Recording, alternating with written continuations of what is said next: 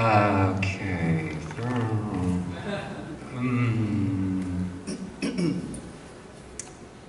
New York.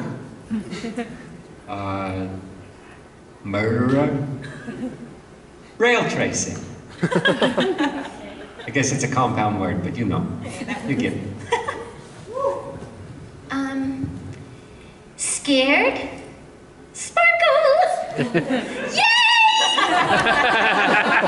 She's seeing her. I think there's a pattern there. Yeah, there is. Helmet? No.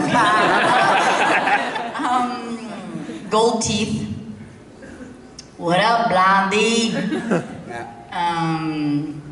Johnny Moe. It's like 7 words. Sorry, that's all. Yeah, It's that could be sentences. Thank you. That's it.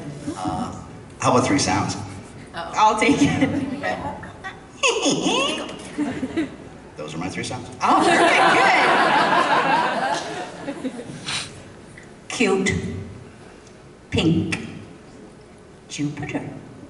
That's awesome. So cute. So, anyone like to elaborate on this? Yes. Yes. Susan Roman, who plays Jupiter, directed me in a show called Animal Shelf, and I played a tiny little pink teddy bear called Little Mutt. And So very cute. I love Little Mutt so much. And Little Mutt couldn't say R's, so he had a friend called Kinker, but he called Kinkor. And he kept falling down holes. And Susan and I would have to keep stopping to say, oh. But the funny part was, it was done in England, and they said, we've got to stop it sounding so British. Yes, me. You said one of our favorite parts, right? Yeah. So I don't know if there's any Cops fans here for the Dr. Bad Vibes, which is one of my first cartoons, and I love playing villains. Like with Artemis, he's kind of straightforward, and I've played a lot of straightforward characters, but ask any actor, and there's so much more meat in the part of a villain. And so, since this is kind of a voice panel, to get into character, most of us have like a recall line or a signature line or a laugh or a giggle to kind of get us back there again. So the evil Dr. Bad Vibe sounded like this, but I always got into it with the laugh. And as soon as I did the laugh, all of a sudden I was in character. And it was my first time playing the evil villain, Dr. Bad Vibes. And to this day, it's one of my favorite parts. I love villains. That's my laugh. That's awesome. Great. Very good. You know, that's so interesting you said that, because the laugh of the character really does help you to get into it. Yeah. Shut up, Jill.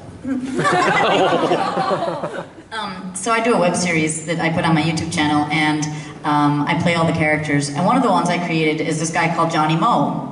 He's Dominican, because I haven't decided if he's Dominican or Puerto Rican, but he's in New York, and I bought these gold teeth to make him real ghetto, because he's got the bling going and stuff, and I play him, and I put these teeth in, and he hits on, they're all based on true stories, and so he hits on this girl in Spanish, assuming she doesn't understand, and in the end she does, but every time she walks by, he goes, yo, what up, Blondie? And he's got these disgusting golden teeth. But somehow, and you know, like the shaved kind of, like, what are those called? The beard with, thank you, the pencil beard? Pencil line.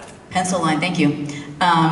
So it's got that, and you know, and the do-rag and everything, and I love playing him. I don't know why. So and he's like, fucking Blondie, what up? ¿Qué tú quieres, chica? So that's him. Oh, you know it's Sailor Moon. That's a scared sparkle, yeah. But there's a group of women who do boys as well. I happen to be in that group. I do a lot of boys, and I guess one of the favorite ones I like is George Shrinks. Some of you know who that is. George Shrinks, your supercopter.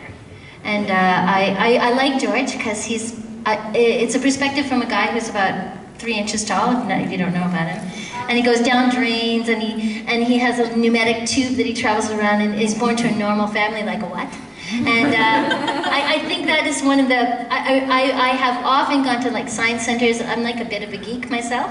And so I've gone to science centers and kids' places like that. And they go, Mom, that's still like George does that, blah, blah, blah. And then I get to go, damn straight. It's like, and so it's like, you know, that's really great. That's one of the special things about animation for me, is being able to play both sexes.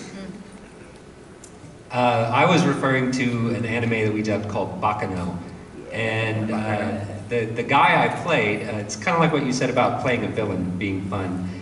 He's not really a villain, but he kills a lot of people. You know, so he kind of walks that line of you like him, but you're terrified of him, that kind of thing. And it's just one of the most fun characters I've ever gotten to play. Well, do you agree that playing your own voice, like for me, I know there's a lot of actors who are very comfortable with their own voice and persona, but if they have to do a cartoon character, they're very intimidated. And I'm the exact opposite. If I can kind of hide behind a character and commit to that character fully, I'm way more comfortable. If I have to play myself, I've had a few series that I had to use my own voice, and I'm so conscious of my own voice, but if I can kind of hide behind that character, it makes it, are you the same? Absolutely. Yeah. Like, this experience is terrifying.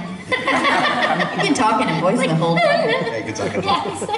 I was doing Police Academy, and I was Carrie Mahoney, the lead in that, and just use your own voice. And hey guys, come on! And I'm overthinking it, and it's the third, like you're looking down and hearing yourself talk. And I don't know, I just find characters you can just kind of creep into their bodies and their souls and commit to them, and that sounds creepy, right? Ron, you are creepy. Yeah, Yeah, a little bit. Okay. Jill's like, there's not enough room on this couch now. No, I was just reacting to your creepiness. Go on. I was just remembering a giggle I had to have in Anatole, where I played Doucette, the little French mouse. And I'm just trying to remember it.